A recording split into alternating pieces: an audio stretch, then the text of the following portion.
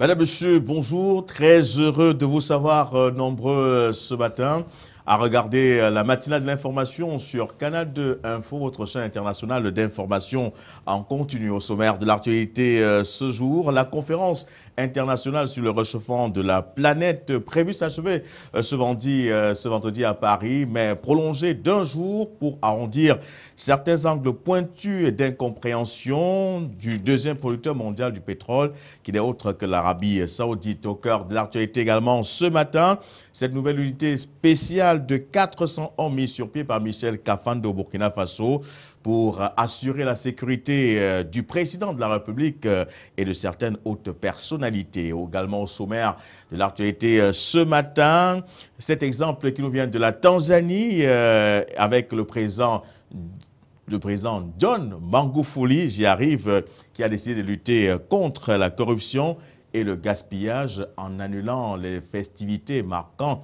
la célébration d'anniversaire d'indépendance de ce pays. Voilà pour l'actualité de ce jour. Patrick Christian Doro, bonjour. Bonjour Louis-Roger et bonjour à nos téléspectateurs. Elie Smith, bonjour. Bonjour Louis-Roger.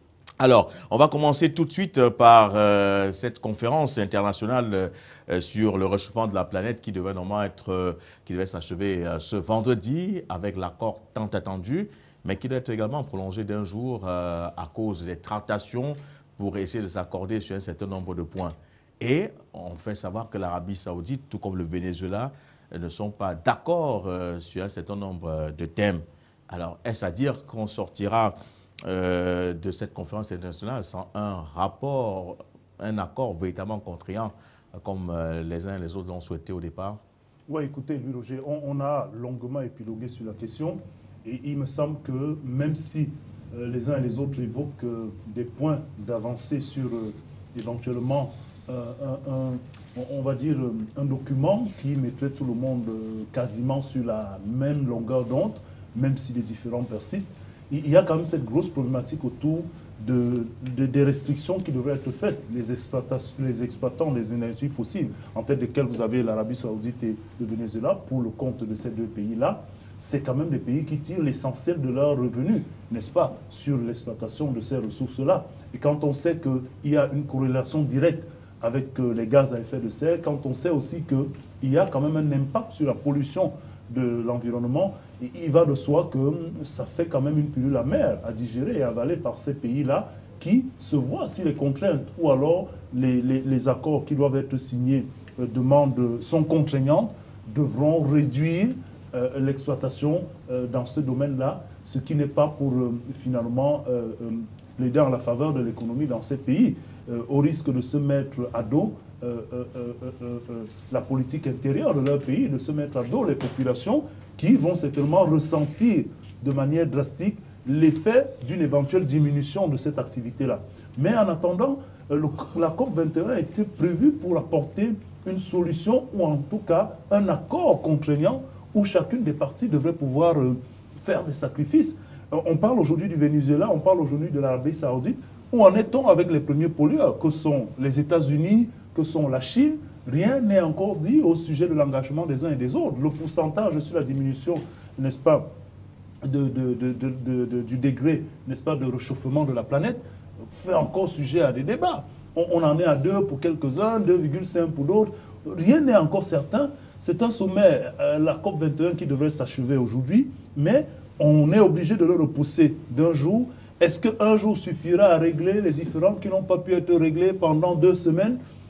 On se pose de manière sceptique la question, mais on se dit que certainement tous ces acteurs qui sont réunis du côté de Paris là-bas savent effectivement qu'ils ont le sort de la planète entre les mains et que forcément de ce sommet, si on ne veut pas en tirer un échec comme le récent de Copenhague, il va falloir sortir avec un document qui tout au moins se trace les voies, n'est-ce pas, d'une prise en compte effective et d'une matérialisation de l'action humaine qui a déjà mis à mal la planète comme ça, là, une action humaine qui a l'obligation, n'est-ce pas, de rectifier le tir pour éviter des catastrophes humanitaires et éviter finalement d'avoir des comptes à rendre aux générations futures. Alors, Elisabeth, cette conférence internationale devait normalement s'achever ce jour.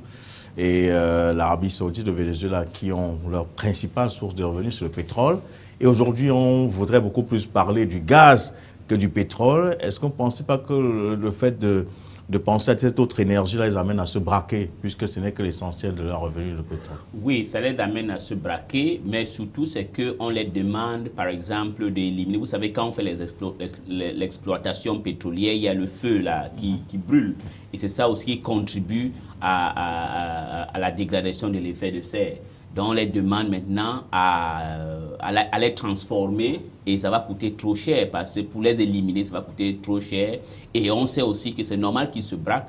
Nous avions parlé ici longuement, le prix du baril de pétrole qui baisse et que ces deux-là sont en train de souffrir.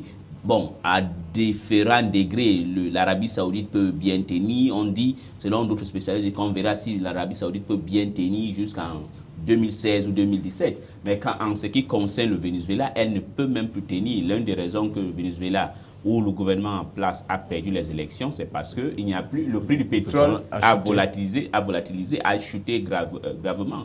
Donc voilà les raisons pour lesquelles je pense qu'ils sont en train de résister. Mais on peut penser qu'eux, ils résistent seulement pour eux deux. Non, eux résistent aussi pour d'autres membres de l'OPEP. Par exemple, le Nigeria elle-même a un problème parce que le Nigeria, c'est quand même la première productrice du pétrole en Afrique. Donc, elle aussi, elle contribue. Les 3% qu'on dit que l'Afrique est en train de polluer et que le Nigeria en contribue 1% parce que beaucoup au large du delta du Niger, il faut voir, c'est comme une torche qui passe. Donc, tout ça aussi contribue à la dégradation de l'effet de serre. On les demande d'arrêter parce que c'est du gaz qui est en train d'être brûlé.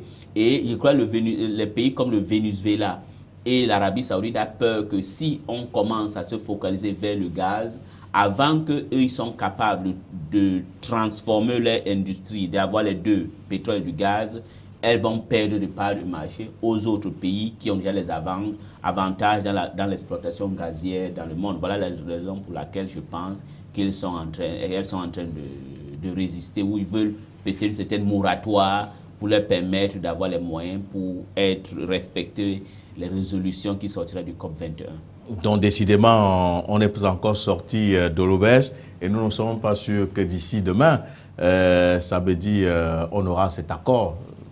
Oui, Roger, d'où la question que je posais à l'instant avant l'intervention d'Élie, de savoir si en 24 heures, on aura, on va dire, la baguette magique qui va permettre de résoudre un problème qui couvre déjà, avant même ce sommet, parce qu'il y a eu des discussions préalables avant le sommet s'est tenu, on a besoin de 24 heures supplémentaires, le problème il est profond.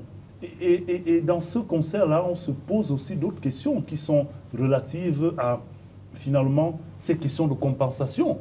Jusqu'à hier encore, ça faisait l'objet la différenciation et la compensation d'une véritable pomme de discorde avec des pays comme les États-Unis qui n'entendent pas dans cette différenciation-là, ou bien cette compensation, donner quand même quelques gages ou bien quelques avoirs aux pays notamment de l'Afrique subsaharienne qui estiment être les principales victimes et l'avoir été pendant près d'un siècle ou même tout au moins un demi-siècle. Et donc à ce titre, devraient avoir des compensations de type plan Marshall, comme on a vu ailleurs. Donc c'est des pommes de discorde qui sont pourtant des éléments qui auraient pu inciter tout le monde à aller dans le même sens de ces mesures contraignantes. Parce qu'on a comme l'impression que les mesures contraignantes sont colorées ou prennent la direction des puissances qui, elles, sont les plus impliquées dans l'action dégradante, n'est-ce pas, de l'atmosphère. Donc, le problème reste intact et on se dit, d'accord, on attendra de voir, parce que nous, on avait soif de voir cet accord, finalement, pour le décrypter, pour voir si, finalement, les enjeux au préalable qui avaient été mis sur la table, on trouvait soit des réponses, soit des débuts de solutions, et voir, finalement, avec quoi est-ce que l'Afrique, pour ce qui nous concerne, s'en sort dans ce concert-là, au-delà de l'attrait sur la manne financière. Est-ce que l'Afrique a présenté un projet cohérent à même, finalement, de protéger son environnement et à même de faire entendre sa voix dans le concert des nations? Donc, on en est à ce stade-là et puis on se dit, 24 heures, pour y arriver, est-ce que c'est suffisant? On veut bien le croire parce qu'il s'agit de notre planète, nous aussi nous sommes concernés. Et si cela ne se passe pas, on aura bien des regrets. Je prenais encore l'exemple, il n'y a pas très longtemps, de cette île-là, Cameroun, qui aujourd'hui, on en parle peut-être avec beaucoup de simplicité, mais c'est un réel désastre, Louis Roger. C'est un réel désastre. Et nous qui sommes ici, nous qui sommes du côté du Cameroun, on peut se dire que si on envisage ces choses avec beaucoup de regards extérieurs et lointains, on est bien obligé, en regardant le cas de cette île-là, de se dire que la situation n'est pas aussi éloignée de ça, de nous que ça. Et donc, s'il n'y a pas quelque chose qui est fait, moi j'ai bien vu le délégué du gouvernement auprès de la communauté urbaine de Douala qui allait avec un projet pour sauver Douala, ces quelques milliards qui ont été accordés là-bas. J'espère bien que tout cela prendra en compte effectivement les problèmes de cet environnement-là. Parce que c'est bien beau d'aller dénicher ces financements. Oui, nous sommes tous contents qu'on ait pu penser à la ville de Douala qui est camerounaise. Mais après, est-ce que les propositions de l'Afrique sont de nature à impacter véritablement l'environnement chez nous et à protéger cet environnement-là? C'est ce qu'on attend de voir dans le contenu des accords qui vont se dégager de ce COP21. Attendons donc de voir d'ici demain ou après-demain cet accord très très attendu et que certains observateurs parlent d'accords contraignants. Je voudrais parler avec vous cette fois-ci de la Tanzanie avec le président John Magufuli qui a pris des mesures exceptionnelles, innovantes pour un chef d'État ces jours derniers, en descendant par exemple dans la rue pour nettoyer, curer les caniveaux avec les populations, en supprimant par exemple toutes les dépenses liées aux manifestations de l'indépendance du pays. Alors, pratique d'abord, c'est quand même assez original et c'est un autre exemple qui nous vient cette fois-là de la Tanzanie. John Magufuli, c'est un nom qu'il va falloir retenir. Ancien ministre des Transports, n'est-ce pas, lors du précédent gouvernement en Tanzanie, qui a donc succédé à ce poste-là, à la présidence de la République tanzanienne. C'est vrai qu'on a encore quelques couacs avec l'île de l'autre côté, Zanzibar notamment, qui est encore dans les méandres de quelques contestations. Mais c'est un signal fort. Vous savez, la corruption en Tanzanie était en passe de devenir un danger pour l'image quand même démocratique de ce pays et l'image des bâtisseurs qu'auront été finalement Julius Nyerere dans ce pays. Et donc, cette corruption-là, dans sa tactique et on va dire, son habitude de gangréner souvent les sphères étatiques en Afrique, était en train de vouloir prendre corps en Tanzanie. Et il me semble que ça a été finalement un des points les plus en verve pendant la campagne électorale, qui a d'ailleurs valu au parti au pouvoir depuis l'indépendance de frôler le risque de perdre le pouvoir. Ça aurait été inédit en Tanzanie. Et donc, voilà John Magufuli qui arrive au pouvoir et qui, de go, ça devrait être le 7 décembre dernier, décide d'annuler les festivités. Eh bien, c'est un peu plus de 4 milliards qui ont été économisés dans les caisses de l'État. Ça n'est pas rien. Et en lieu et place de ces festivités mondaines qu'on a souvent vues, le président s'est retrouvé dans la rue avec ses compatriotes. C'était une coïncidence, la journée mondiale de la propreté. Et il était là dans les rues, il a nettoyé avec ses compatriotes. Vous vous souvenez des visites inopinées qu'il avait d'ailleurs effectuées dans les établissements sanitaires et autres, qui a d'ailleurs valu même le limogeage du patron de l'établissement public dans la capitale. Donc, voilà un monsieur qui est arrivé au pouvoir, qui n'a pas attendu un mois, même avant la formation de son gouvernement, pour commencer déjà à marquer des points, à lancer un signal quant à la directive qu'il allait donner. Et puis, vous vous rendez compte, il rend le tablier de son gouvernement, de 56 ministres, on passe à 18 postes ministériels. Est-ce que ce n'est pas un signe, une réelle volonté là, de diminuer les dépenses publiques? Certains ministères ont été regroupés, certains ont été supprimés. Voilà donc le président de la République de Tanzanie qui marque des points et qui envoie un signal fort à tous ceux qui pensaient que finalement les deniers publics sont devenus une vache à lait. Et la Tanzanie, il me semble qu'avec ce type de démarche, va retrouver le rayonnement qui est le sien et va retrouver la sérénité qui était la sienne dans sa marche démocratique. Et après, c'est vrai que pour l'instant, il n'a nommé personne au ministère des Finances. Il se réserve encore le droit d'observer parce que ces critères sont un peu du type Mohamedou Bouhari, qui a pris du temps. Il lui-même est aux commandes pour l'instant, en attendant de voir quel est l'oiseau rare qui peut se permettre d'avoir l'aspiration, n'est-ce pas, à ce ministère. De toutes les façons, ça nous réjouit de savoir qu'en Afrique, il y a aussi ces îlots d'exemplarité qui peuvent permettre de comprendre que l'Afrique n'est pas ce tableau aussi noirci qu'on présente. Il y a en Afrique des personnalités qui ont envie de donner à ce continent, finalement, sa capacité ou alors sa possibilité d'être aussi compté parmi les grands continents qui font l'avenir de ce monde sur le plan économique, sur le plan politique et même dans l'organisation sociétale. Alors, Eli Smith, c'était un grand homme politique, hein, John Magufuli. Il a quand même été dans le sérail pendant des années, mais arrivé quand même à faire des économies de l'ordre de 4 milliards de francs CFA qu'on aurait dilapidé pour festoyer. Je pense que c'est un signal fort. Oui, c'est un signal fort pour les Tanzaniens parce que l'un des problèmes en Tanzanie, c'est la corruption qu'il a dit. Et il a, en dehors de diminuer cette dépense inutile pour les fêtes nationales, il a aussi vu la réduction des ministères de 56 à 18. C'est quelque chose d'extraordinaire. Si tu compares à chez nous ici, nous avions 65 ministères. Souvent, c'est même les doublons, ils font même presque les mêmes choses. Donc, je pense que c'est quelque chose qui montre une fois de plus, je crois que Christian doit avoir tellement parlé dessus, qu'il y a l'Afrique et des Afriques. Donc, il y a une multiplicité d'Afriques. On n'a pas une seule Afrique qui a seulement des dictateurs et autres. Mais quelques autres bémols. Je ne voudrais pas dire qu'il ne fait pas quelque chose d'extraordinaire. Rappelez-vous aussi quand Paul Biya devenait d'être président ici au Cameroun, il partait au champ. On avait vu qu'il partait au champ aussi. Il faisait beaucoup de choses. Les gens étaient tellement... Dans le champ de l'ananas. Il est allé dans toutes les régions du Cameroun. Il s'est habillé ici comme un Sawa. Il est allé dans l'ouest, le nord-ouest. Il a fait comme les gens font là-bas. Il a mangé la nourriture. Il avait un élan populiste.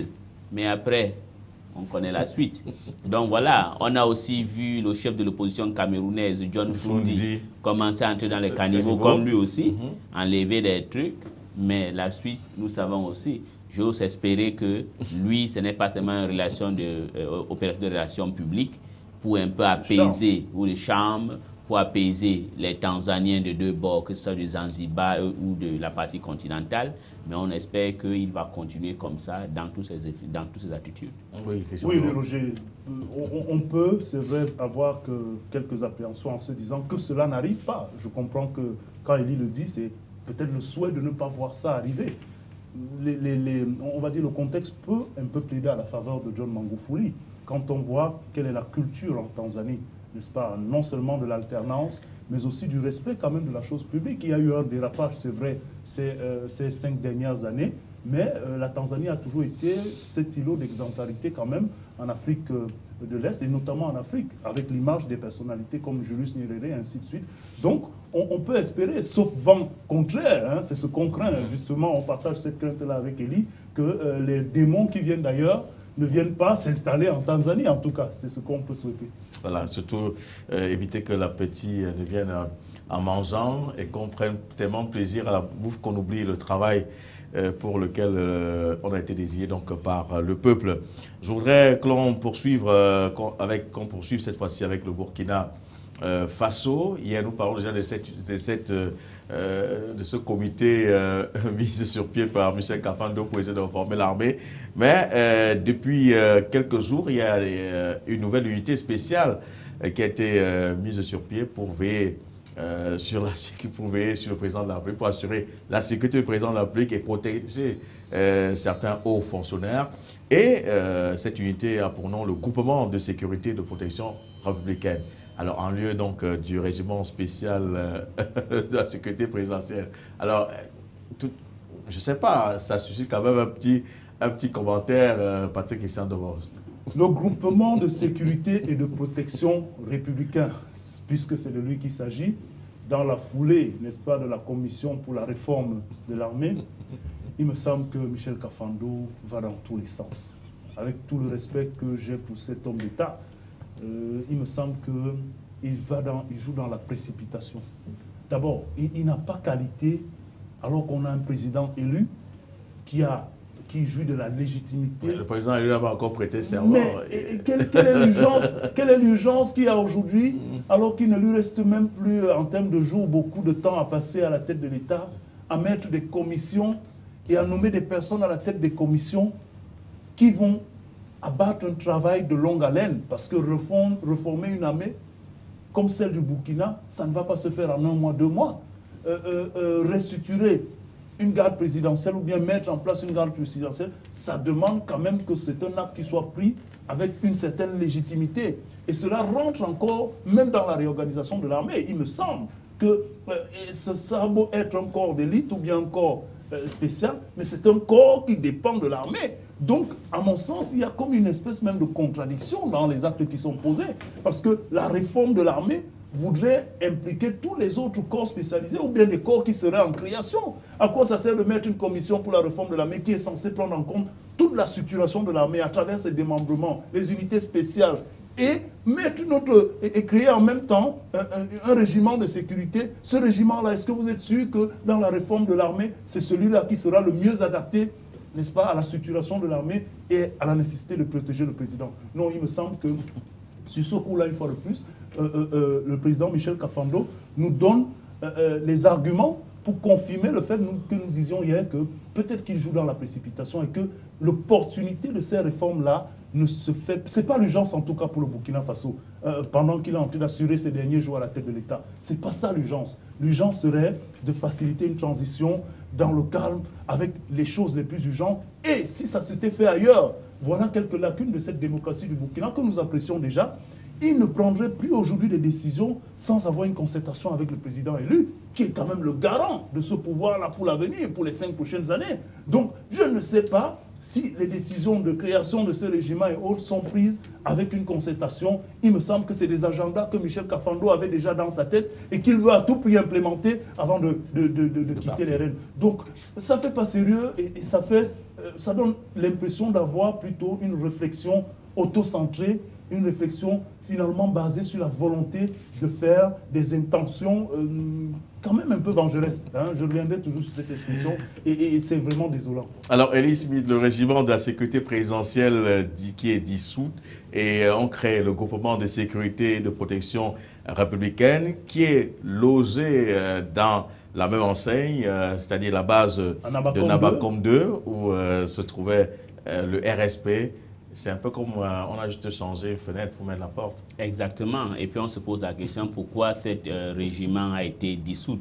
Pour être... Non, je partage tout à fait l'avis de Christian Dobor parce que je ne vois pas la nécessité de se précipiter. Ce qu'il devait faire par contre, c'est de voir comment normaliser. Il peut le faire, hein, mettre les bases sur la normalisation des relations entre le Burkina Faso et la Côte d'Ivoire et ses voisins de l'Afrique centrale, de l'Afrique de l'Ouest et au-delà de l'Afrique centrale, de l'Afrique centrale.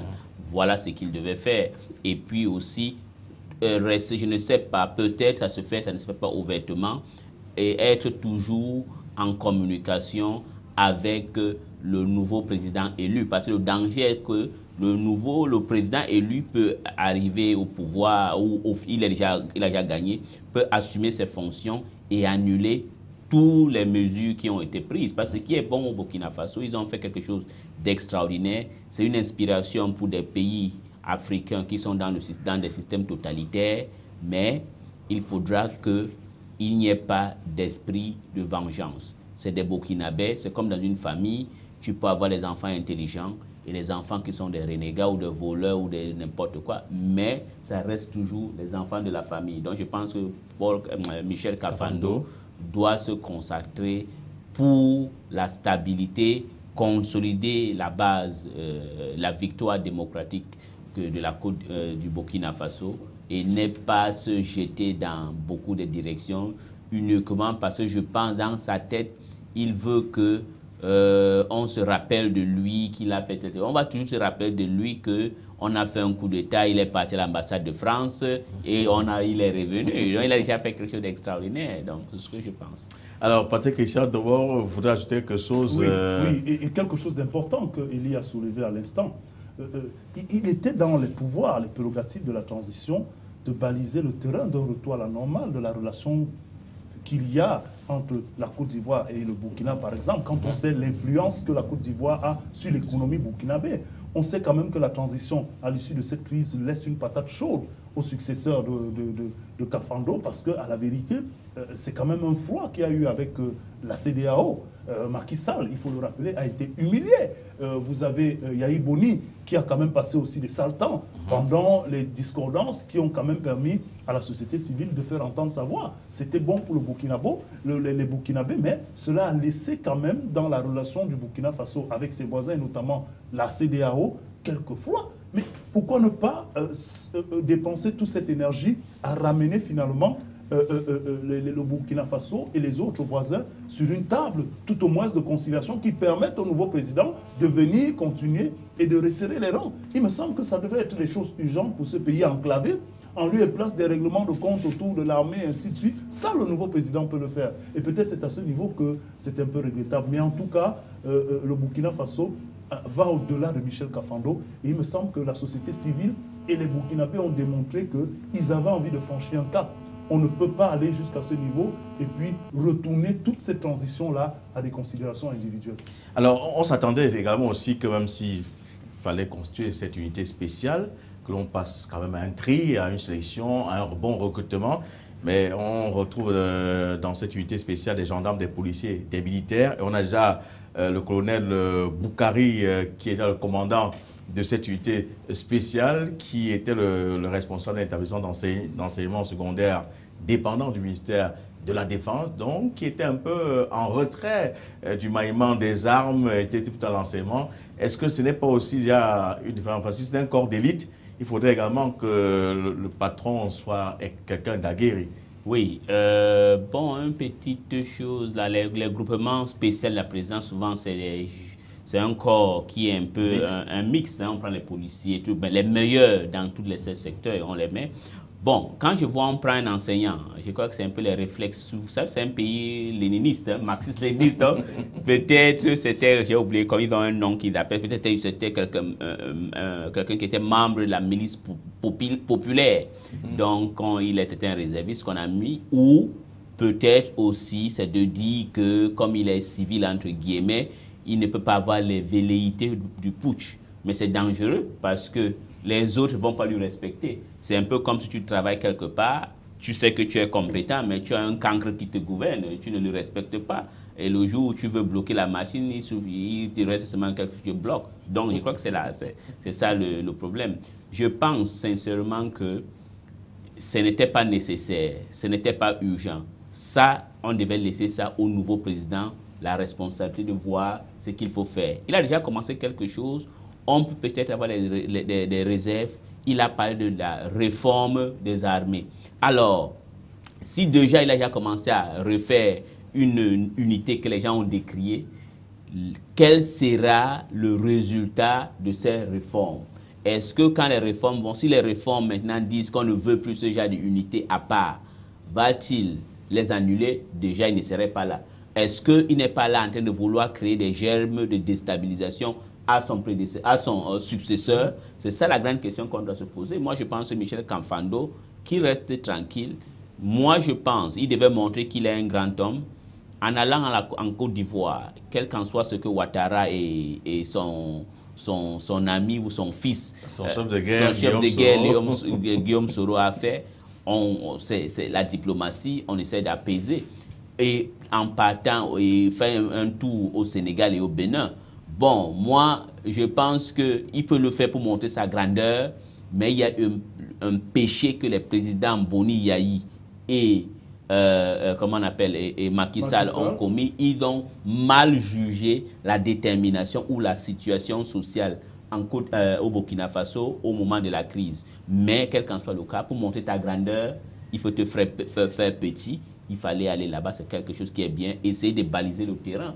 Il ne faut pas seulement qu'il se contente à voir le Nigeria parce que le Nigeria donne de l'argent ou le Nigeria l'aide, mais qu'il essaie un peu d'apaiser, créer le terrain pour que le nouveau président ait seulement à se focaliser à consolider la paix au sein du Burkina Faso, pas essayer d'arranger à l'intérieur et aussi essayer d'arranger à l'extérieur. Alors, Patrick Christian Devon serait aussi attendu quand même qu'il attende que l'Assemblée nationale se mette en place, parce qu'il y a quand même une nouvelle coloration politique à l'Assemblée nationale, avec plusieurs formations politiques qui auront des sièges, et les députés peuvent arriver aussi à avoir leur mot à dire sur les décisions qui ont été prises.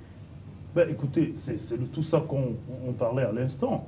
de cette précipitation incompréhensible de Michel Kafando?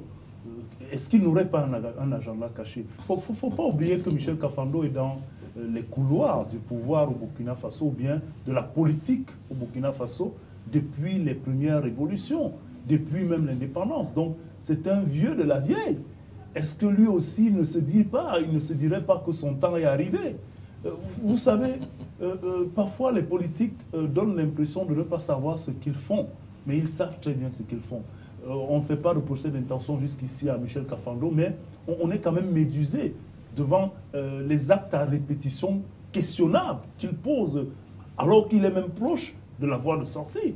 À quoi ça sert de replonger le pays dans des actes questionnables comme ceux-là, alors qu'il pouvait même se décharger de tout ça et donner au président élu, Roch-Marc Christian Kaboré, qui a toute la légitimité et donc la force et la capacité de porter toutes ces charges-là, de s'en servir.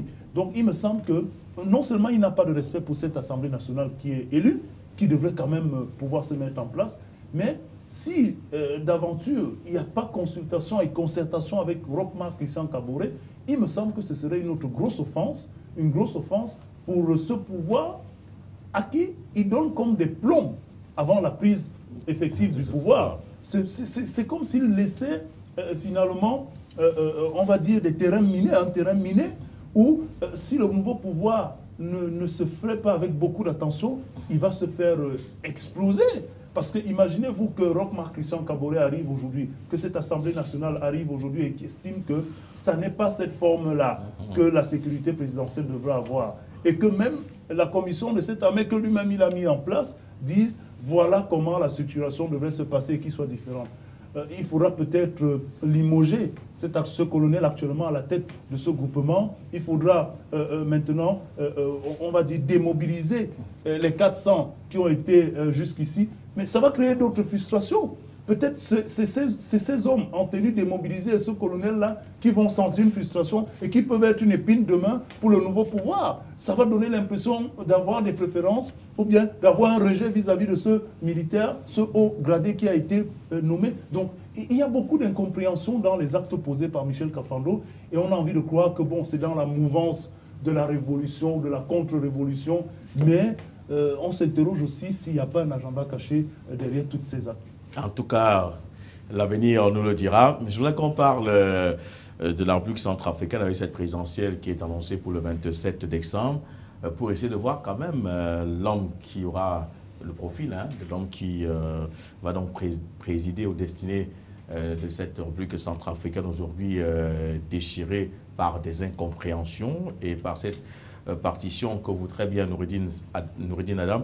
Alors, Elis Mission, vous demandez un peu le profil souhaité. Vous voulez un président qui soit un rassembleur, qui soit un homme de réseau. Vous voulez un président qui ait quel genre de profil pour la Centrafrique? Bon, si j'avais le choix, j'aimerais avoir un président qui est rassembleur, qui aura une crédibilité, qui serait capable, qui serait accepté devant les Centrafricains. Parce qu'il faut savoir, je crois, hier on a fait ça à l'émission ici, vous avez Anissé Dologuélé, vous avez Martin Ziguélé.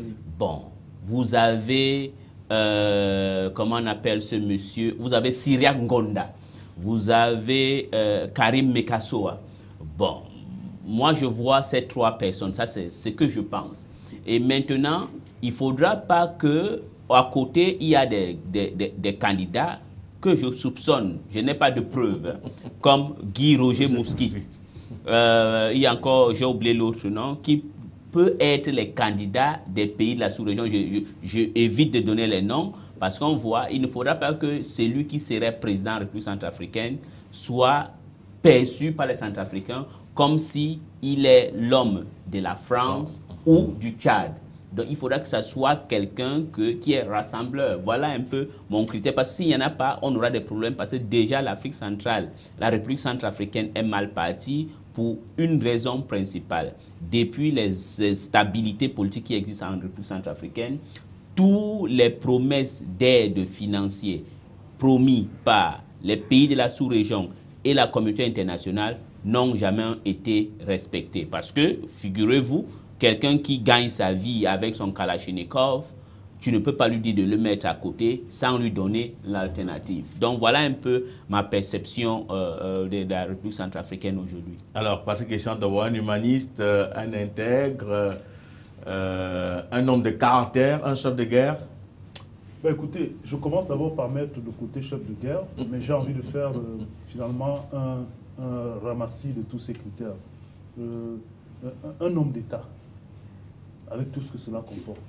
Un homme d'État qui a le caractère humain, humanitaire, un homme d'État qui est intègre, un homme d'État qui se veut rassembleur, un homme d'État qui a surtout le souci et l'amour de sa patrie, la République centrafricaine, et donc par corrélation de ses compatriotes, indépendamment du bord culturel, religieux, ethnique. Il le faut. Mais il faudrait aussi que ce soit un homme de couloir, un homme de réseau. Parce que la situation de crise actuelle de la République centrafricaine demande à avoir connaissance de ces réseaux, de ces couloirs. Parce que les ignorer serait une faute grave, parce que c'est par ces réseaux et ces couloirs que les actes de déstabilisation et d'horreur se nourrissent.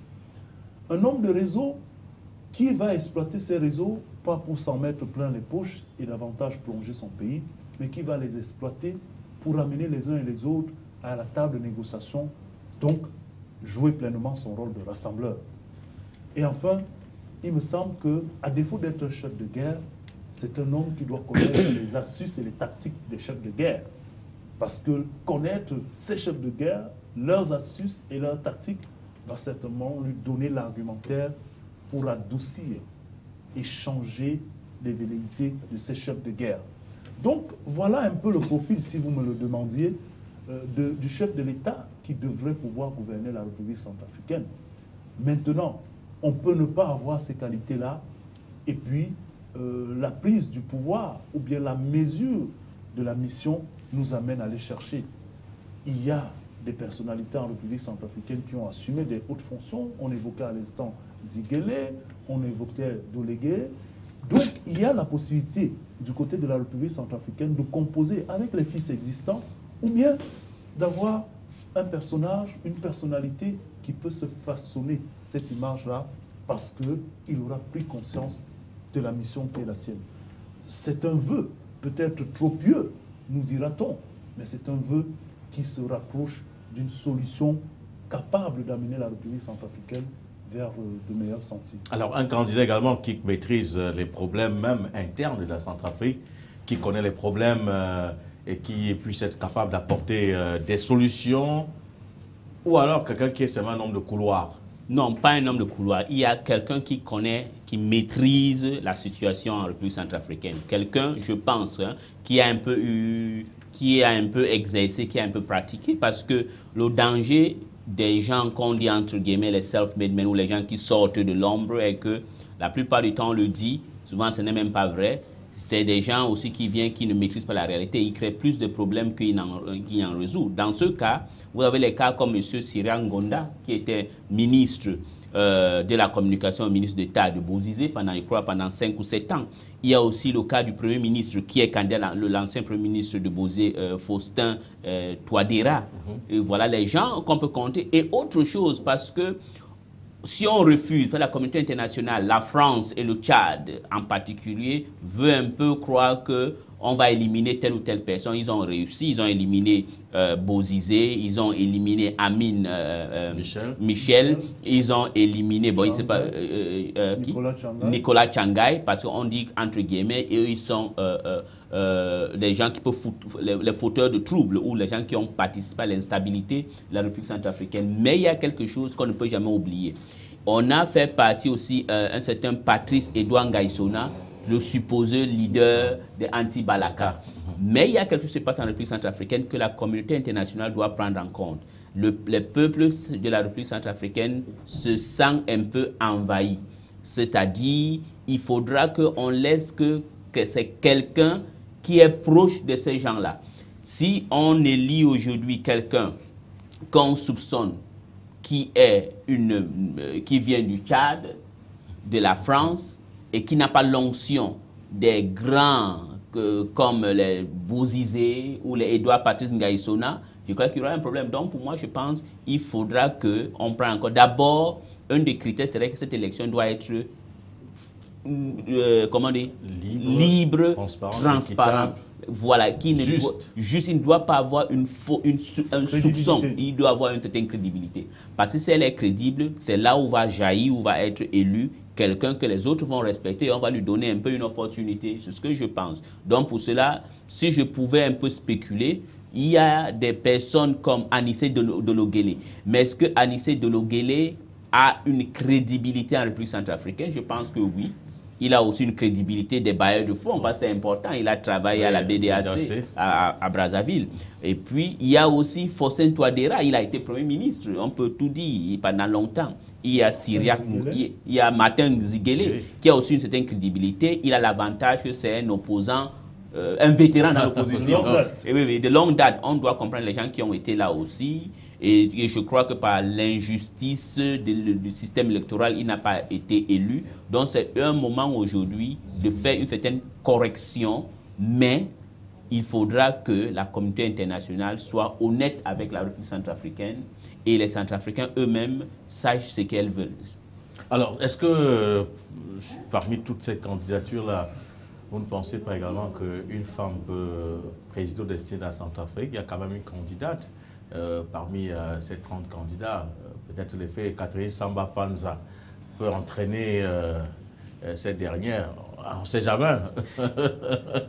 Oui, bon l'effet Samba Panza, je pense que non. Samba Panza, à mon humble avis, il faut qu'on dise les choses, a échoué. Et puis, elle a montré, moi j'ai toujours dit, il y a une certaine politiquement correcte qui veut nous faire croire que une femme aime mieux gouverne mieux que les hommes, c'est archi faux. Nous avons vu, vous savez, les femmes sont brutales. Hein? Vous avez vu le cas de Madame Margaret Thatcher en Angleterre, au Royaume-Uni. La Dame de Fer. Vous avez le cas de Benazir Bhutto. Vous avez les cas de Corazon Aquino aux Philippines. Ce n'était pas les femmes faciles à gérer. Vous avez le cas au Libéria de Johnson Sirleaf. Vous avez l'Argentine. Vous avez l'Argentine avec les Madame Kirchner. Vous avez le Brésil avec Dilma Rousseff. On doit arrêter ce truc de croire que les femmes sont les meilleures dans la gestion que les hommes. Il y a des femmes qui peuvent, il y a aussi les hommes aussi.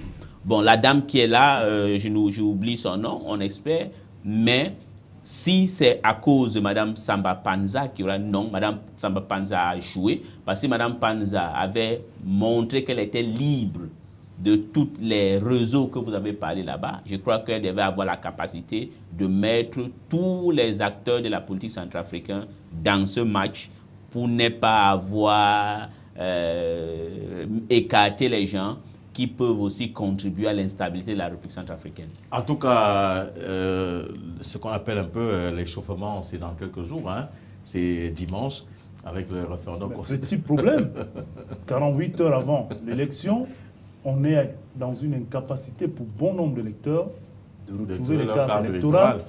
Voilà qui pourrait, on en est encore à ce niveau, décrédibiliser le processus électoral.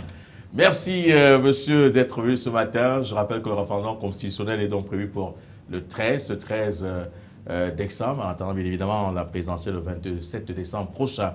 Retrouvons-nous ce soir pour ce qui sera de la soirée de l'information.